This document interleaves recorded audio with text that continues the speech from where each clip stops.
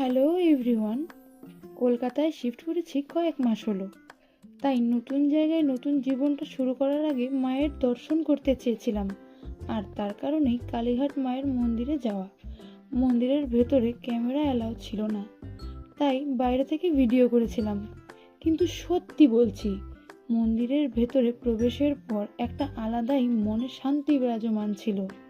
সেটা সেখানে যারা গিয়েছেন তারাই অনুভব করেছেন আশা করি। সেদিন ঝিরিঝিরি বৃষ্টিও পড়ছিল, তাই বাইরেটা সেভাবে ঘুরে দেখতে পারিনি। সেখানে মায়ের দর্শন শেষে সন্ধে নামার আগেই আমরা গিয়েছিলাম গড়িয়াহাটে কিছু জিনিস কিনবার জন্যে। সেখানে কিছু ক্রকারি আইটেমস খুব পছন্দ হয়েছিল আমার। তারপর সেখান থেকে গেলাম হাঁটাপথেই জুডিওতে, সেখানে মেন্স কালেকশনগুলো এক্সপ্লোর করতে। সেখানে নিজের জন্য কিছু না কিনেই বাড়ি ফিরে এলাম।